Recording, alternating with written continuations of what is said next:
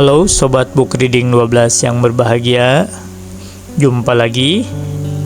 Kita akan melanjutkan pembacaan buku kita, masih dengan buku yang berjudul Jalan Rahmat Mengetuk Pintu Tuhan, karya Jalaluddin Rahmat. Pada episode kali ini kita akan membacakan sebuah bagian yang diberi judul Puasa dalam Islam. Bismillahirrahmanirrahim.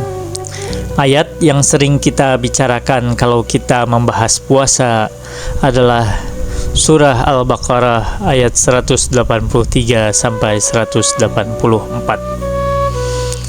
Sekarang kita mulai pembahasan tentang puasa ini dengan ayat 183. Ayat ini sudah sering kita dengar dan kita bacakan. Saya ingin jelaskan satu demi satu kata-kata yang ada di dalamnya. Ya ayyuhalladzina amanu, hai orang-orang yang beriman. Kutiba, bentuk pasif dari kataba yang artinya menuliskan, dituliskan.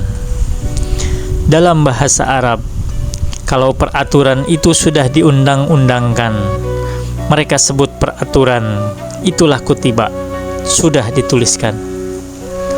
Pada zaman jahiliyah waktu itu, menulis karena sedikitnya orang yang mampu menulis, biasanya hanya diperuntukkan untuk undang-undang atau peraturan atau perjanjian bersama. Rasulullah Shallallahu Alaihi Wasallam misalnya pernah terlibat dalam perjanjian dengan orang-orang kafir yang memboikot keluarga beliau pada masa awal kenabian. Perjanjian itu dituliskan kutiba dalam sebuah kulit untuk kemudian digantungkan di tirai Ka'bah. Tanpa mereka ketahui, perjanjian itu dimakan rayap sehingga mereka pun menghapuskan perjanjian tersebut. Jadi menuliskan biasanya dipakai untuk peraturan atau undang-undang. Kemudian, selain menuliskan, kataba pun berarti menetapkan. Kutiba artinya ditetapkan. Hai orang-orang yang beriman, kutiba ditetapkan atas kalian sebagai suatu kewajiban. Karena itu, para ulama kemudian mengartikan kata kutiba di sini sebagai kewajiban. Al-Quran sering menyebut kata kataba atau kutiba dalam arti kewajiban. Misalnya salat di dalam Al-Quran disebut kitaban mauquta, artinya kewajiban yang sudah ditetapkan waktunya. Inna sholata kanat alal mu'minina kitabam mauquta. Quran Surah Al-Baqarah ayat 216. Kata kutiba berarti diwajibkan, ditetapkan sebagai satu kewajiban. Alaikum, atas kamu, as-syam, puasa. Banyak rekan kita yang sering merasa saleh kalau mengganti istilah-istilah dengan bahasa Arab. Awalnya bagus. Dahulu nama-nama anak kiai biasanya diambil dari bahasa Arab. Anak-anak orang biasa biasanya mengambil dari bahasa setempat. Kalau di Jawa, anak orang terhormat tetapi bukan kiai, namanya diambil dari bahasa Sanskerta. Sekarang, dalam sistem demokrasi kita sudah tidak bisa lagi melihat mana yang terhormat dan mana yang kurang terhormat. Semuanya kalau kita kirimi surat, kita pakai YTH atau yang terhormat. Karena itu, sekarang dari nama tidak bisa lagi dibedakan santri atau bukan santri. Kalau dulu di Jawa, nama Abdurrahman Wahid pasti santri. Kalau namanya Ngadimah dari bahasa Arab itu artinya azimah, perempuan yang agung, pasti juga santri. Tapi Paijo, Paimin, Tuminem, Juminten biasanya bukan santri. Sekarang muncul kecenderungan bahwa kita menjadi tampak saleh apabila kita banyak menggunakan istilah-istilah Arab. Jadi jangan disebut sembahyang, sebutlah salat. Karena kata sembahyang itu asalnya dari sembahyang, yang artinya menyembah Sang Hyang. Sampai tidak boleh lagi menyebut sembahyang. Saum juga atau syam tidak boleh diganti dengan puasa, karena katanya puasa diambil dari kata Hindu upawasa. Itu kecenderungan pertama. Ekonomi pun berubah menjadi ekonomi Islam kalau memakai bahasa Arab. Bank jadi bank syariat, walaupun kalau mau meminjam uang sama sulitnya, bahkan lebih sulit dari bank konvensional. Namun ini Islami. Malah sekarang ada yayasan yang berusaha keras memasarkan kartu kredit. Kartu kreditnya katanya kalau Anda miliki, Anda sudah menjalankan riba secara Islami. Karena apa? Karena kartu kreditnya memakai nama Islam. Nama apa? Kartu kredit syariah. Dengan begitu, kartu kredit itu menjadi halal dan ribanya pun menjadi riba yang Islami. Saya ingin menerjemahkan siam di sini dengan puasa, karena tidak ingin memamerkan kesalehan hanya dengan mengganti istilah. Kata asyam dalam bahasa Arab bisa berarti menahan. Sampai ada istilah kalau ada binatang ternak yang tidak mau makan makanannya, mereka menyebut binatang itu sebagai binatang yang puasa. Ketika matahari tampak tidak bergerak pada waktu tengah hari, orang berkata, Somatus syam nisfun nahar. Kita dengar para ulama mengartikan kata saum itu dengan kata imsak, artinya menahan. Orang yang menahan bicara disebut juga sedang melakukan saum. Sebagaimana kita lihat dalam surah Maryam ayat 26, ketika Siti Maryam menahan diri untuk tidak berbicara, dia menyebutnya dengan kata saum. Saum itu berasal dari kata soma, yang artinya menahan diri. Di dalam Al-Quran, kata saum hanya disebutkan satu kali. Yang paling banyak disebut dalam Al-Quran adalah kata syam. Sesudah itu pun, hampir semua ayat yang berkaitan dengan hukum-hukum puasa menggunakan kata syam. Ibadah puasa dijalankan dengan setia oleh seluruh pengikutnya. Ketika kita menjalankan puasa, hampir setiap muslim, baik orang awam maupun ulama, kiai ataupun orang biasa, ikut menjalankan puasa itu. Puasanya pun bukan sekedar menahan diri dari jenis makanan tertentu, akan tetapi semua jenis makanan dan minuman, walaupun itu hanya dilakukan pada siang hari. Saya baru membaca di sini dari kitab Zadul Ma'ad yang ditulis oleh Ibnul Qayyim Al-Jauziyah, bahwa puasa itu dalam sejarah Islam ditetapkan dalam 3 tahap. Tahap pertama adalah tahap memilih. Maksudnya, orang boleh puasa kalau dia kuat. Seandainya tidak kuat, ia boleh berbuka, akan tetapi harus memberi makan setiap hari seorang miskin. Boleh jadi karena masa awal Islam itu adalah tahap pembebasan, jadi kewajiban kaum muslimin itu kebanyakan adalah untuk membela kaum mustad'afin. Tahap kedua, puasa diwajibkan kepada semua orang, kecuali orang tua dan perempuan. Akan tetapi, kalau mereka tidur sebelum memberi makan, mereka tidak boleh makan minum sampai malam berikutnya. Tahap ketiga, puasa diwajibkan kepada semua orang kecuali orang-orang yang sakit, orang-orang tua, dan perempuan-perempuan yang tengah hamil. Mereka diperbolehkan untuk tidak berpuasa. Allah Subhanahu wa Ta'ala berfirman, dan wajib bagi orang-orang yang berat menjalankannya jika mereka tidak berpuasa membayar fidyah, yaitu memberi makan seorang miskin. Quran Surah Al-Baqarah ayat 184.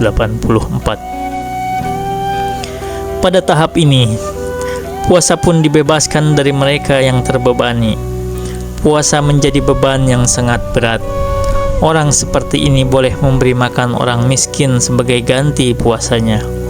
Itulah yang berjalan sampai sekarang. Puasa itu sendiri sudah diwajibkan kepada umat-umat sebelumnya.